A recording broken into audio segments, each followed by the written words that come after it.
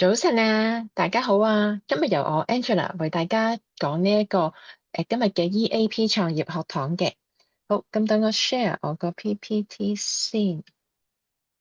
好，咁我今日同大家分享嘅題目咧，就係兒童常見嘅三大營養健康嘅問題啦，同埋 SEN 嘅小朋友嘅一啲嘅問題嘅。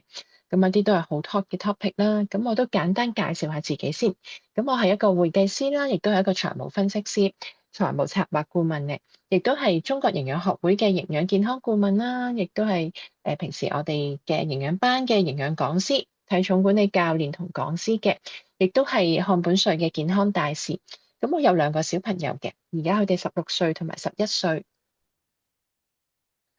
好啦，咁其實我而家啦嘅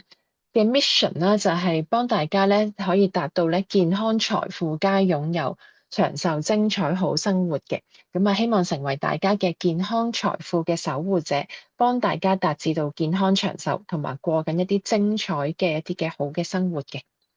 咁啊，營養我係一個我自己好中意嘅 topic。咁啊，真係營養幫咗我全家改善咗好多唔同嘅健康問題啦。咁今日我唔一一去詳細講啦。咁平時喺營養班咧都會聽到我嘅分享嘅。好啦，咁啊今日講緊兒童嘅營養，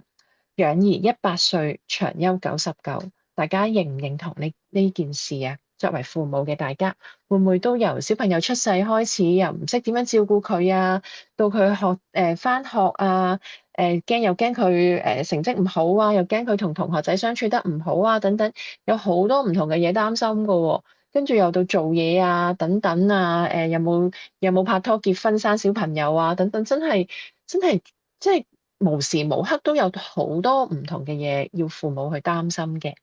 咁係咪好似好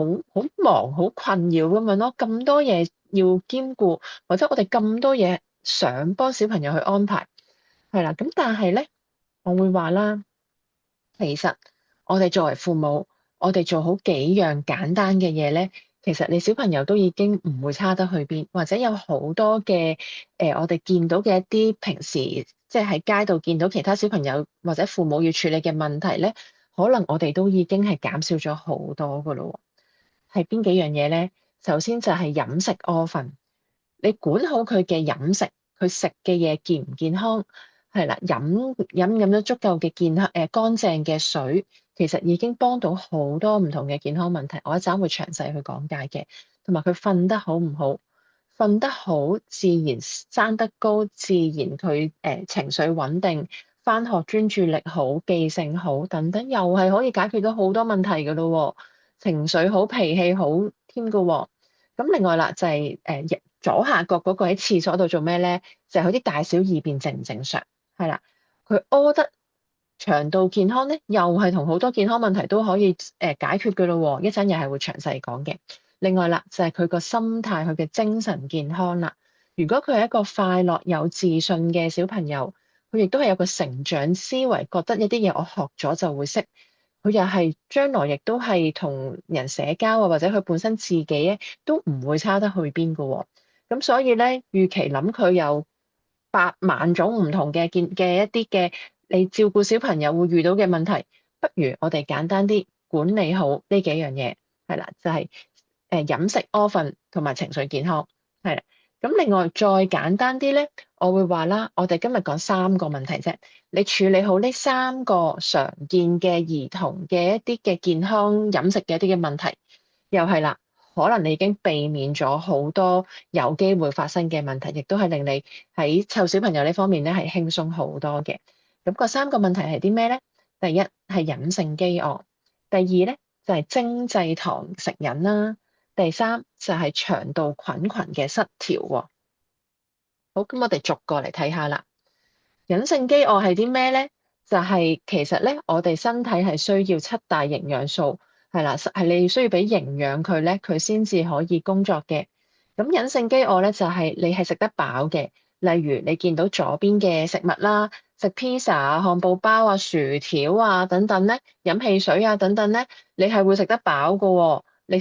你自己心靈上滿足，或者小朋友滿足咗，但係佢有冇滿足到細胞嘅需要咧？其實冇喎，佢淨係得大量嘅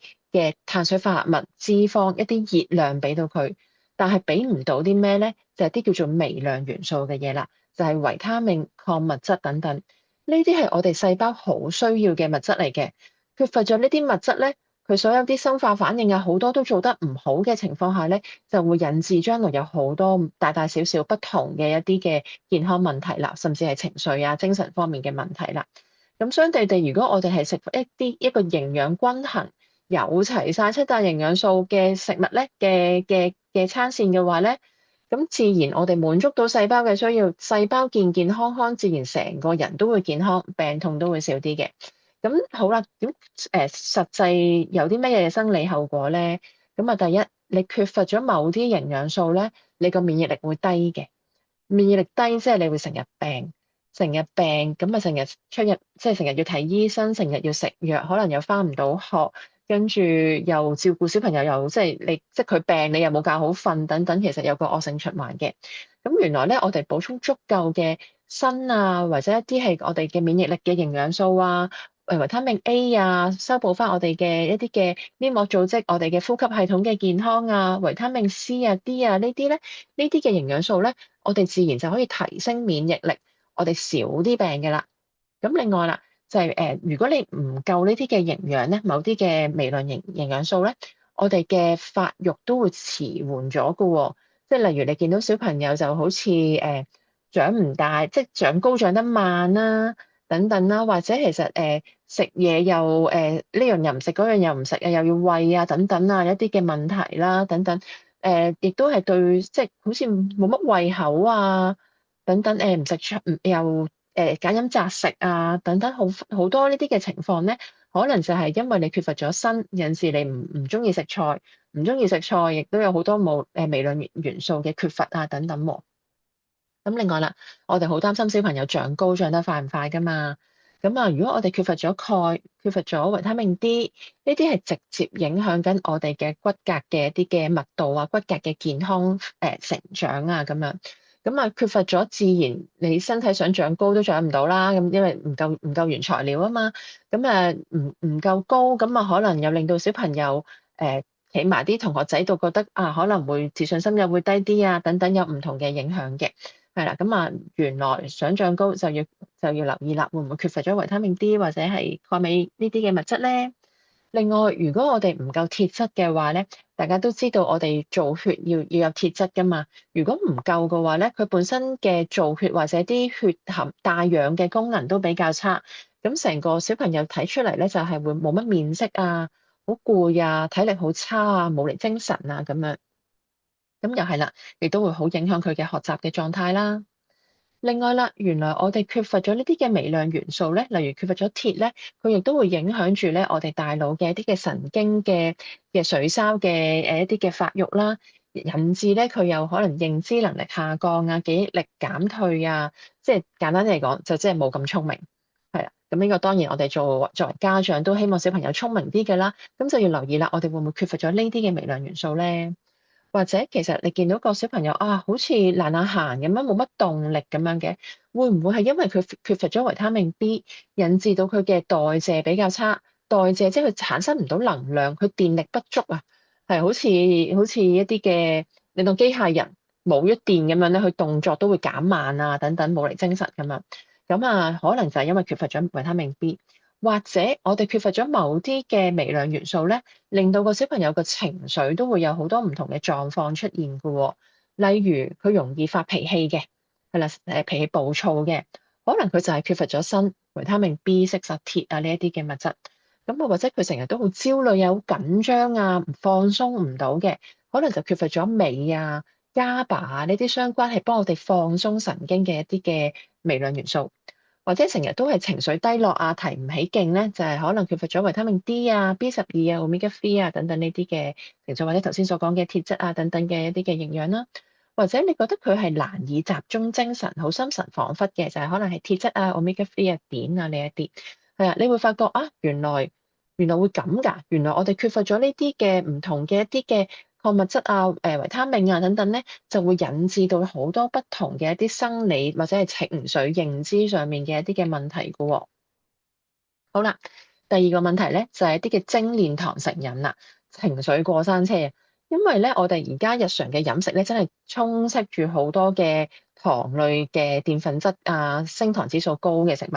咁但係原來世衛建議咧，我哋游離糖嘅攝取量咧，每日應該係總熱量吸收嘅10% 以下嘅。如果可以降到5% 以下就更加好啦。對視力啊、防止蛀牙、肥胖等等有顯著嘅效果嘅。咁即係幾多啊？睇翻小朋友幾大啦。2歲下咧，真係盡量避免一啲嘅添加糖嘅成分啦。係啦，咁啊2至6歲咧就大概啦，就係3至4粒到嘅方糖嘅一個份量啦。7至10歲就係5粒，咁啊11歲以上就係6粒咁上下啦。咁但係原來真係好容易過㗎喎。而家好多嘅飲料啦，真係譬如我哋飲一支500毫升嘅檸檬茶，原來入邊已經有13粒糖。我當你飲250毫升咧，其實都已經6粒半，都已經係即係超出咗個上限咁滯㗎啦。咁所以係呢啲嘅糖分超標咧，就引致咗好多唔同嘅健康問題。仲有一啲可能標榜健康嘅飲品咧，其實入邊含嘅糖都唔少㗎喎。呢個真係一個好大嘅陷阱。同埋咧，我成日話咧，糖呢樣嘢咧，真係一個好大嘅誘惑嚟嘅。因為我會話小朋友佢由冇當佢2歲開始返學，當佢如果佢坐校巴嘅話咧，校巴姨姨咧每日叫佢乖乖地坐喺個位度，唔好亂咁走，唔好搞呢樣搞嗰樣咧，可能就已經獎咗一粒糖俾佢㗎啦。咁啊，即係日日起碼1粒啦。跟住返到學校，佢可能上堂表現好咧，老師又獎糖啦。跟住可能玩啲興趣班啊、補習班啊等等咧，全部嘅獎勵都係千篇一律都係糖嘅。係啦，咁啊，再加上可能長輩嚟探你啊等等咧，好多時都用咗糖嚟引誘啲小朋友。小朋友食落覺得甜好食，自然會食。咁樣其實就不知不覺佢係日日嘅糖都超標。咁長期會有啲咩後果咧？就係生理方面咧，就係佢可能慢慢積累咧，就容易佢大個咗之後會有二型糖尿病啦，咁啊肥胖嘅問題啦。有啲人話啊，糖尿病係咪遺傳㗎？其實好多時就係飲食習慣嘅問題，或者你自細食開呢啲嘅高糖分嘅食物，咁將來咪有呢啲問題咯。同埋長期我哋處於一個高糖分嘅環境咧，身體入邊其實係好容易發炎嘅，一啲慢性炎症啊。咁亦都係會引發咗或者加劇咗啲炎症，例如濕疹啊、哮喘啊等等呢啲嘅問題啦。另外咧，就係原來成日食糖咧係對視力有關㗎喎。咁啊蛀牙，相信大家都知啦，即係食完啲牙即係甜啊個口度啊，容易有蛀牙嘅問題啦。但係原來係近視都有關㗎喎。點解咁講咧？原來咧，我哋血糖高嘅話咧，我哋眼球入邊嘅壓力咧就會改變咗啦。咁會令到咧我哋嘅晶狀體咧變形啦，佢嗰個屈光度會增加啦，從而會加深咗或者引發咗有近視嘅問題嘅。同埋胰島素過多咧，亦都會影響住身體激素啊，令到我哋嘅鞏膜生長又係有啲變化，咁樣加深咗近視啦。同埋佢本身太多糖，因為維他命 B 係幫我哋代謝糖分，會用咗佢嘅。咁啊，如果你成日食好多糖，咁你即係身體長期缺乏維他命 B 啦，亦都係會影響住神經細胞，包括視覺性嘅神經細胞嘅健康嘅。同埋頭先講咗佢糖分高、血糖高，其實係好多慢性炎症，其實都係同氧化壓力有關嘅。咁你加速咗眼嘅細胞嘅氧化咧，亦都係令到視覺啊、視力啊好多唔同嘅問題會出現嘅。咁所以大家即係希望，即係如果唔知嘅朋友，可能即係了解到啦啊，原來想小朋友視力好，唔好近視，唔好有咁多眼嘅問題咧，真係要少啲食糖。好啦，咁至於情緒認知方面咧，血糖即係食咗糖啦，一啲升糖指數快嘅嘢啦，血糖會上升得好快嘅，咁身體會分泌胰島素撳翻低佢嘅，但係佢呢個動作咧唔係調節得好精準嘅，即係你一血糖高，佢又可能會撳低得太低，咁你又會覺得啊，即係我哋平時講嘅泛起攻心啊，或者就係突然之間嘅情緒好似低落啊。食完好興奮，一跌翻又好低落，咁啊情緒咪波動得好快咯。咁啊出現咗容易即係發脾氣啊、焦慮啊等等、哭哭鬧鬧啊等等呢啲嘅情況出現嘅。同埋亦都係而家好多人講嘅 ADHD 一啲過動症嘅問題啦，其實都係因為糖分引致啦，甚至係糖入邊嘅一啲嘅人工色素引致咧，令到佢有一啲嘅過動嘅一啲嘅問題出現嘅。嗱，呢啲就係一啲嘅色素啦，即係啲糖果一定係整到五顏六色嚟吸引你噶嘛。咁啊，有好多唔同嘅色素嘅添加劑，咁有啲就話合乎標準嘅，咁有啲其實已經係證實咗咧，係對一啲嘅專注力嘅問題啊等等係會有影響嘅，過動啊、專注力啊、瞓覺啊、情緒啊等等會有影響嘅。咁大家真係避免食咁多糖啦，或者係真係要教育小朋友，從小就教育小朋友唔好食咁多糖，嘗試要求一啲老師咧用其他方法嘅獎勵啦。獎貼紙又好，你獎印製之後換下啲文具又好，嘗試用下唔同嘅方法啦。好啦，第三個問題咧就係腸道菌群嘅失調。咁啊，呢個係我哋嘅隱形嘅第二大腦啦。我哋腸道其實係咁啊，講咗個生理效果有啲咩先？就係咧好容易咧有一個叫做腸漏症嘅情況出現啦。咩係腸漏症咧？嗱，你睇翻右邊嗰幅圖，正常嘅腸道嘅細胞咧就係好緊密咁樣排列喺度，咁就佢負責做咩嘅咧？腸道佢負責咧就係吸，即係呢個係吸收營養噶嘛，佢要俾一啲營養嘅成分，我哋需要嘅成分穿過入血。另外咧，佢要把關就係腸道都有我哋啲垃圾啊、糞便啊、毒素啊排走嘅渠道嚟噶嘛，佢要阻隔住呢一啲嘅物質分辨佢出嚟，唔好俾佢入到血。係啦，入到血就走勻全身嘅啦，因為係啦，咁而腸漏症咧就係佢開始腸道嘅環境失衡啊、惡菌當道啊等等咧，引致到佢一啲嘅腸細胞咧，你見啦，佢排得唔夠密啊，中間有條罅，直頭係中門大開咁樣，即係好似個城門個門口原來冇閂嘅咁樣，咁即係咩咧？即係好多消化未完全消化嘅食物啊，好多啲壞菌啊、毒素啊、重金屬啊等等嘅嘢咧，全部咪一入穿過去入血。咁就影響住，即係走得到全身嘅咯喎，即係好多嘅免疫嘅反應啊，例如啲濕疹啊等等嘅問題啊，甚至佢可以引致一啲嘅炎症啊，上到腦啊等等，有好多唔同嘅問題嘅。咁所以咧，腸漏症係一個我哋需要即係正視嘅一個問題。佢你改善到，或者我哋注重腸道健康咧，係可以避免咗好多嘅即係林林總總嘅一啲嘅健康問題嘅。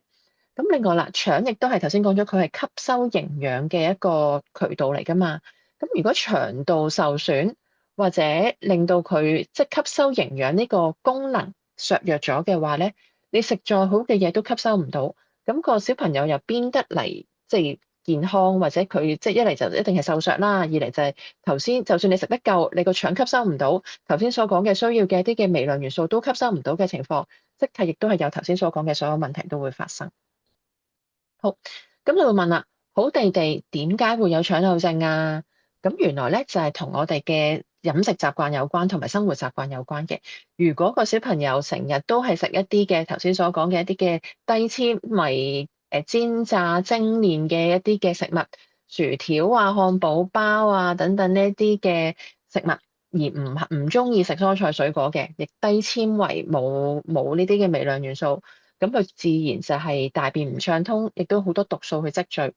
又或者咧就係佢成日都病嘅，成日食藥啊，成日要食，甚至用到抗生素啊咁樣。抗生素係破壞腸道環境好嚴重嘅一樣嘢嚟嘅，佢係好菌壞菌全部都殺晒，即係一次過打亂晒你腸道環境。係啊，咁啊等等嘅問題啦，或者你即係任何嘢令到你本身嘅壞菌喺腸道度積聚。亦咁佢，你當啲壞菌就係啲攻擊你嘅城門嘅一啲嘅敵人啦，咁樣佢成日俾佢咁樣攻擊，咁啲門即係自自然然就會爛啊，咁啊容易打開，即係鎖得唔好啊，咁樣就容易有呢個問題出現啦。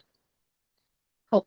咁就係因為啦，而家常見嘅小朋友嘅早餐，因為好早起身嘅小朋友要，咁啊即係叫佢起身，叫佢食早餐已經好難啦，仲要準備好多唔同嘅嘢食咧。其實好多時家長都係以方便快捷為主嘅。途中有冇你中意食嘅早餐咧？其實都有啊，我細個唔識咧，都好中意食呢個腸粉啊，即係燒賣啊，仲要加好多醬啊咁樣嘅。跟住或者係一啲茶餐廳嘅通粉啊，火腿通粉以為好健康啦，但又係呢啲嘅即係冇營養嘅食物嚟嘅，係啦，甚至即係火腿，甚至係致癌物質添。咁啊，全部都係高澱粉啊，以為好少少嘅 cereal 咧，原來其實你諗下佢都係過度加工，都係加咗糖落去嘅喎，都係以碳水化合物為主嘅一個飲食嚟嘅喎，或者牛奶入邊都有好多發炎，即係令到我哋身體發炎嘅物質嘅喎。好啦，咁另外仲有啲咩咧？包啦，好方便，即係又平，係啦，又飽肚，咁樣食完就算。咁原來入邊又係好多添加劑，甚至係香腸啊，即係菠蘿包嗰啲脆皮嘅嘢啊，香口脆皮嘅嘢就係落咗好多啲牛油啊、反式脂肪嘅嘢落去。甚至咧，我覺得呢個真係大整蠱嚟嘅。下面右下角嗰個好犀利，我覺得呢間公司年年咧都會派一張優惠卡俾小朋友。係啦，咁咧就係你去買佢嗰啲包咧，好多款式嘅喎，有包啊、有蛋糕啊、唔同嘅餡啊、唔同嘅味道啊、唔同嘅款式啊，有折喎，咁又簡單喎，咁啊好似好着數喎，咁啊好多時咧就用咗呢啲嚟做早餐，咁就即係有頭先我所講嘅一啲常見嗰啲嘅健康問題出現啦，咁樣係啦，精緻、高糖、低纖維嘅飲食。咁健康嘅早餐應該係點嘅咧？應該要有齊七大營養素啦，以蛋白質、高蛋白質為主啦，有纖維啦，有一啲嘅優質嘅碳水化合物啦，靚嘅脂肪酸啦等等，係啦。咁呢度其實都好唔錯啊，因為好多唔同嘅款式可以俾大家揀嘅喎。雞蛋唔同煮法嘅蛋都得嘅喎，咁試下加啲少少嘅蔬菜喺入邊咧，水果喺入邊咧，已經可以做到一個好豐富健康嘅早餐。嗱，咁當然。準備呢啲都要時間嘅，同埋即係都要嘥時間去食嘅。咁我陣會介紹一個咧方便快捷、快靚正嘅早餐俾大家嘅，係啦。但係謹記個目標都係希望係高纖、高蛋白嘅一個早餐，就係一啲好嘅早餐啦。係啦，咁另外真係減少食藥啦。咁啊，其實如果喺外國生活嗰啲朋友都應該有聽過咧，外國人好多時咧，你普通傷風感冒咧，都係叫你瞓多啲啊，飲多啲水啊。係啦，跟住可能沖個熱水涼啊，或者係物理性降溫啊，食翻啲健康或者食維他命 C 啊等等嘅嘢嚟解決嘅啫。但係香港人或者其實好多時，我以前都係啱啱為人父母嘅時候好緊張嘅，有幾聲咳，流幾滴鼻水咧，就已經好擔心要去睇醫生嘅啦。咁但係即係食埋咁多藥，就引致有好多嘅就係頭先所講嘅腸漏性嘅問題咯。好啦，咁啊，認知方面、情緒方面有咩影響咧？原來你壞菌當道嘅話咧，佢會啲壞菌會製造一啲毒素，嗰啲毒素咧可以經過腸腦軸咁樣咧影響住個大腦，引致到呢個小朋友可能嘅反應會遲鈍啲啊，難以集中啊等等嘅。咁亦都係腸道係我哋一啲製造血清素90%嘅血清素一種快樂荷爾蒙，90%喺個腸道度製造出嚟嘅，咁係靠啲好菌製造出嚟嘅。如果我哋唔夠好菌或者惡菌當道嘅情況下咧，佢製造唔夠呢啲血清素咧，咁個小朋友自然就係即係冇咁開心啊，甚至有社交恐懼啊，情緒容易失控啊、低落啊等等，瞓得唔好啊等等，有好多嘅連鎖反應會出現嘅。好啦，咁啊頭先講咗三大嘅常見嘅小朋友嘅飲食嘅健康嘅問題啦。另外今日都想提一提咧，就係 SEN 嘅呢個問題。我發覺真係越嚟越多聽到身邊有朋友佢小朋友係有 SEN 嘅問題嘅。咁啊再攞翻啲數字上嚟睇下啦。原來教育局同埋政府統計處嘅數據咧，入讀喺主流中小學嘅 SEN 或者 SEN 嘅學生咧，由10年前係3萬幾嘅啫。而家升到咧，呢個係23、24年嘅數據啦，就升到6萬，即係多咗1倍。咁已經係佔咗正主流，即係我已經唔計嗰啲去特殊學校嗰啲小朋友喎，係喺主流正常中小學入邊讀嘅咧，就已經佔咗10至12%。10年期間升咗1倍。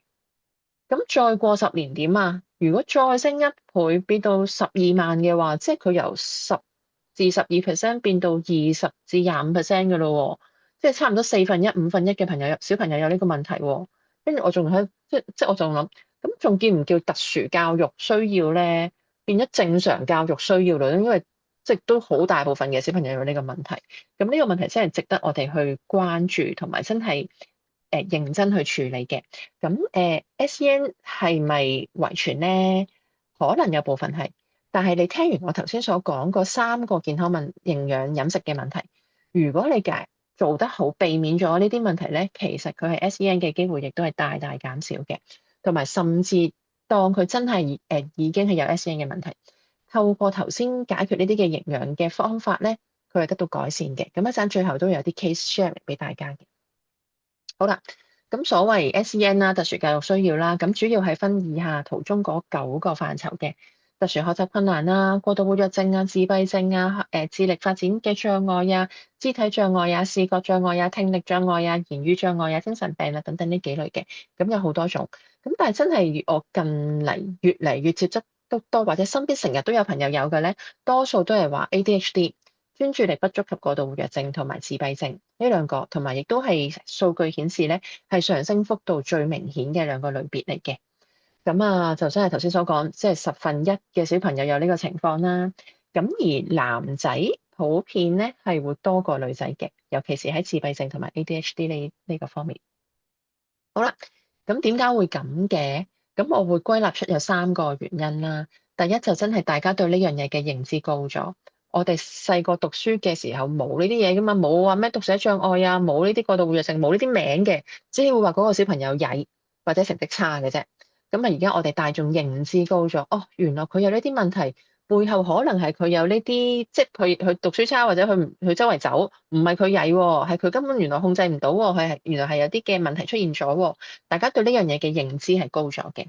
另外啦，就係我哋診斷嘅技術都高咗啦，你多咗人會真係去做個 test 去 check 下究竟係咪有呢啲嘅問題。係啦，另外第三係一個更加重要嘅問題咧，就係最重要嘅因素咧，就係我哋而家嘅社會嘅環境污染真係好嚴重，空氣同水嘅污染，一啲嘅毒素啊、重金屬啊、一啲物質咧係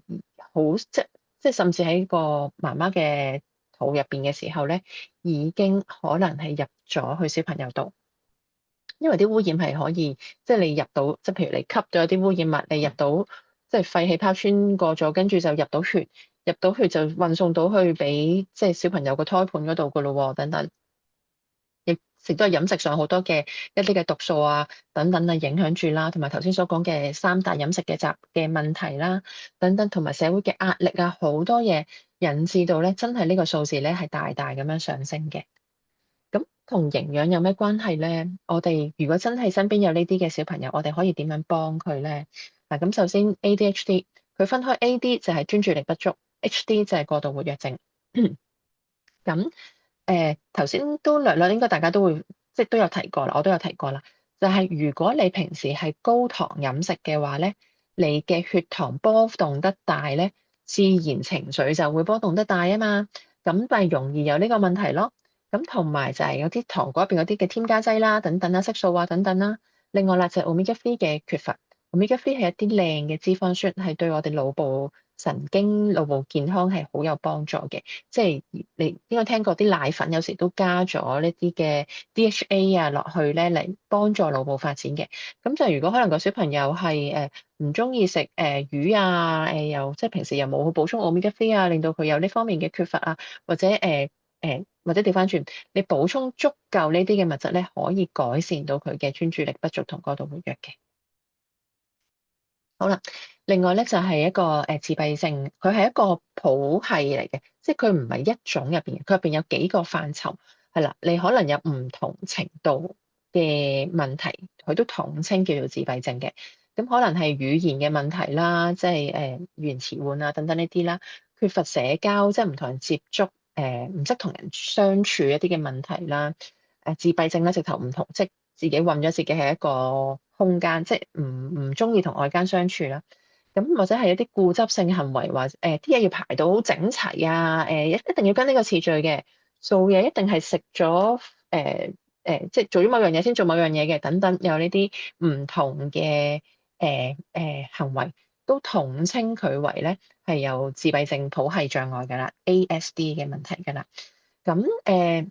佢個同營養嘅關聯係啲咩咧？原來同腸漏症好大關係，亦都係可能係對一啲麩質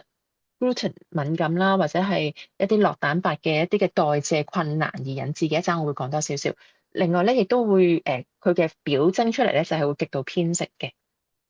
好啦。咁腸漏症同 ASD 嘅關係就係你會見到啦，右邊一個係 ASD 嘅小朋友啦，你會發覺佢哋好多研究出嚟咧，都係發覺有腸漏症，即係頭先講過，佢好多嘅一啲嘅毒素啊，一啲嘅重金屬啊等等嘅物質咧，係由經過腸道嗰度咧入到去我哋嘅身體，亦都經過腸腦軸咧去到個腦度。去到腦度咧就破壞緊我哋一啲嘅神經嘅細胞等等咧，或者令到個神經傳遞出現問題咧而引致嘅。好，咁啊，亦都好多唔同嘅醫學嘅研究咧，亦都係證實咗咧，有自閉症啊、發育遲緩啊等等嘅一啲嘅小朋友咧，佢哋嘅腸道通常都有問題嘅，佢哋好多時都係有乳製乳製品，即係啲酪蛋白嘅一啲嘅過敏啦，佢哋嘅都驗到佢哋係缺乏平時嘅食物缺乏咗纖維啊、鈣啊、鐵啊、維他命 E 啊、D 啊等等呢啲嘅攝取嘅。咁而麩質同酪蛋白同 ASD 有咩關係咧？就係原來我哋要即消化，我哋食咗啲食物含有 gluten 同埋酪蛋白嘅話咧，我哋要將佢消化代謝分解噶嘛。咁但係如果分解得唔好嘅情況下咧，唔完整嘅代謝咧，就會有呢啲叫做外啡肽或者係叫做谷啡肽啊、B 酪啡肽嘅一啲物質啦。咁你呢啲係一啲對神經有影響嘅一啲嘅物質嚟嘅，係啦。咁如果佢經過腸腦軸穿過咗入到去我哋嘅大腦咧，咁佢就會好影響住我哋嘅神經系統啦。你見呢啲名咧，有啲似係即係嗎啡嗰類，即係好似鎮靜劑咁嘅字眼啦。你俾佢嘅感覺係你當佢有類似嘅咁嘅影響啦，即係會令你可能會呆呆滯滯、情緒低落，或者唔中意同人相處等等，有呢啲，即係總之佢會影響住個腦啦。係啦，呢啲就係因為代謝得唔完整而引致而產生咗呢啲物質而影響住個大腦嘅。好啦，咁所以最簡單，真係有呢啲問題嘅小朋友，最簡單就係用一個無麩質、無酪蛋白嘅飲食，你避免咗佢。咁咁譬如麩質係好多啲小麥啊、麥製品嗰度有好多噶嘛。咁你避免咗呢啲，你改食其他咯。你唔食小麥製品，你食米啊。等等其他粟米啊、番薯啊、薯仔啊等等，有其他澱粉質、優質嘅澱粉質代替嘅嘛，你可以避免咗佢。咁酪蛋白喺邊度嚟咧？就係啲奶類製品嗰度嚟嘅，就係啲奶啊、芝士啊等等啊、雪糕啊等等呢啲製品。咁你咪改為飲豆漿啊等等嘅椰子奶啊等等呢啲嘅代替咯。咁亦都係盡量食一啲新鮮嘅食材，咁你就可以大大改善到呢啲問題㗎啦。係啦。咁提一提啦，咁好多70%至90% ASD 嘅小朋友咧都有偏食嘅問題嘅，咁就其實係一個惡性循環嚟嘅，佢係因為有咗 ASD 而令到佢偏食，係啦，跟住偏食又令到佢營養缺乏，更加容易有腸漏症嘅問題，一個惡性循環喺度嘅。好，咁啊，我有少少 overrun 啦，我要快少少啦。咁啊，所以要改善頭先所講嘅一啲嘅三大健康問題啦，隱性飢餓咧，我哋真係要比較足夠嘅營養俾小朋友。咁我今日唔詳細講各大營養素，我哋需要每樣嘢要需要幾多啦，但係俾個 general 嘅 concept 大家啦，我哋係需要7大營養素，優質嘅蛋白質、優質嘅脂肪酸、優質嘅碳水化合物，另外，由蔬菜水果嗰度咧就攝取維他命、礦物質、纖維、植物營養素等等嘅。咁所以最緊要就係要即係食齊先啦。我哋係啦，咁啊蛋白質嘅真係要按翻每個體重嚟計翻你需要幾多啦。需要個量都真係多，尤其是發育緊嘅小朋友。咁啊蛋白質係最基礎嘅營養嚟嘅，同埋咧都真係有好多嘅研究指出咧，如果你即係補充足夠嘅蛋白質 omega 3。鋅啊、鐵質啊、維他命 B 呢啲咧，係直接可以令到小朋友嘅智商係提升，或者係即係高智商嘅小朋友咯，可以係。咁另外都提一提，飲水好重要，係啦，水係可以即係令我哋嘅腦部啲細胞運作正常咧，咁係幫我哋改善嘅認知能力啦，係啦，調節情緒啦，咁啊預防一啲頭痛、腦細胞萎縮嘅問題啦，保護住個腦啦，亦都係幫助將啲廢物代謝翻出嚟嘅。咁所以想小朋友聰明或者改善頭先 SEN 嘅問題咧，飲夠水好重要嘅。好，最後想分享兩個 case 啦。咁一個係 Kenneth 嘅 case 嚟嘅，咁佢個女咧就之前就做咗 test 啦，就有 AD，即係98%嘅專注力不足，50%嘅過度活躍。咁佢形容翻佢小朋友咧就係好天馬行空啊，啲嘢好立亂啊，好似成日發白日夢啊咁樣，即係專注唔到嘅咁樣。咁啊亦都係俾老師去即係投訴啊，叫佢去 check 啊咁樣。但係阿 Candice 係好聰明啦，佢係即係有學營養嘅媽媽啦，同埋佢本身自己係鋼琴老師嚟嘅，咁佢都對教學好有心得啦。咁佢好包容接受小朋友嘅呢個即係天馬行空、有創意等等嘅一個性格啦。咁但係佢做得好好咧，就係佢俾足夠嘅營養俾小朋友。佢早餐講咗做食 Healthy Mix 呢一個嘅營養均衡、方便快捷嘅早餐。咁亦都係補充咗魚油同益生菌，咁啊俾小朋友等佢嘅腦部發展好啲，腸道健康啲。咁啊，亦都有俾佢有適量嘅運動，例如佢中意打籃球，俾咗籃球啦，跟住後來就改為跳舞啦等等。咁你有適量嘅運動，亦都係俾佢即係運動到咧，咁係可以大大改善啦。同埋咧，佢都提到一樣嘢，因為小朋友已經去到中學啦，同埋佢由即係本身可能係俾老師投訴嘅一個學生啦，到佢中學咧，其實係攞獎學金去讀書，即係成績已經係大大進步，係坐一定你專注到溫到書，你先會成績進步噶嘛，咁係大大嘅改善咗嘅。另外佢有提到咧，就係去到中學咧，其實你管唔到小朋友嘅飲食啊，佢小朋友都係好中意食甜嘅嘢嘅，咁佢做嘅嘢咧就係用杏仁呢一個嚟幫佢穩定血糖。穩定即係令到佢嘅胰島素分泌得好啊，適量地分泌啊，等等令到佢嘅血糖穩定，自然情緒穩定，專注力都會集中翻咯。係啦，咁所以好鼓舞嘅一個 case 啦。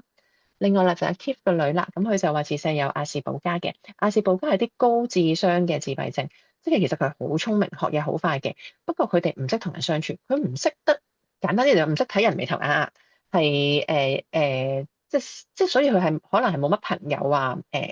即係與人相處呢方面人際關係係會比較差嘅。但係佢係學嘢好快，咁佢用咗營養，即係學嘢開始食 Healthy Mix 啊，用魚油啊、益生菌啊等等一啲嘅唔同嘅營養俾個女之後咧，佢發覺嘅情況好好多，由 Band 3嘅學校可以去到 Band 1嘅學校，甚至而家係可以就係喺美國讀書都畢業啦咁樣。咁佢會話啦，佢用咗營養之後咧，阿女佢點樣改善佢人際關係咧？就係佢識得自己去 search 一啲方法啊，即係佢認知到自己呢個問題，佢後尾識得自己去 search 點樣改善自己嘅即係可能理解對方嘅一啲嘅行為表徵啊等等，而從而咧就改善到佢嘅人際關係，咁啊甚至可以自己去外國升學都冇問題嘅，係啦。好，咁所以啦，其實即係當然，如果係我哋即係小朋友未有呢個問題，我哋盡量都真係用營養去改善啦。如果真係遇到啲問題，都唔需要擔心，係有方法係即係可以處理到嘅咁樣。咁一切從真係健康飲食，由一個有營養嘅早餐開始。咁真係好建議用 Healthy Mix 嘅呢個早餐啦。咁啊，真係一個細樣都係粉嚟嘅，加埋一杯飲品，朝頭早飲完就已經即刻可以出門口返學㗎啦。佢嘅好處係咩咧？營養均衡係啦，有齊晒七大營養素，好容易俾身體吸收，亦都係方便快捷。咁啊，我小朋友我全家都係食緊呢個早餐嘅。咁另外魚油啦，係啦，咁啊真係非常之好，可以改善個腦部發育嘅問題，同埋減少炎症嘅問題嘅。咁另外益生菌啊，改善腸道健康真係好重要。另外呢個加咗鋅嘅，鋅係提升免疫力啊，同埋改善到小朋友偏食，尤其是唔食菜嘅一個問題咧，係可以改善到嘅。係啦，咁另外亦都有呢個多種嘅兒童營養嘅咀嚼片啦，咁喺入邊有豐富嘅，亦都係有鋅啦，亦都有維他命 K 啊，幫助小朋友嘅發育生長啊，提升免疫力啊，亦都係營養均衡。因為就算我哋成日叫小朋友食多啲唔同顏色嘅蔬菜水果，始終都好難每日食得夠嘅，咁適量嘅營養補充就可以幫到手啦。另外維他命 B 對情緒穩定、減壓、幫助瞓覺等等都好大幫助嘅，咁亦都係。而呢樣嘢維他命 B 真係好難喺日常飲食度食得足夠，因為佢係水溶性，同埋佢唔受熱嘅，咁所以即係啲菜本身有嘅，你加熱咗可能同埋洗完菜可能已經流失咗，咁所以呢個都係好值得我哋去額外補充嘅一個維他命咯。好，咁啊，都分享咗少少，咁啊，希望呢個簡短嘅一個分享啦，令到大家知道啊，有啲乜嘢我哋可以留意，改善到、注重到佢嘅飲食，即係你飲食嗰份做得好，係啦，你亦都係俾一個正面嘅思維俾小朋友，其實已經係減少咗我哋好多嘅煩惱啦，係啦，咁啊，希望大家中意呢個分享，好，拜拜。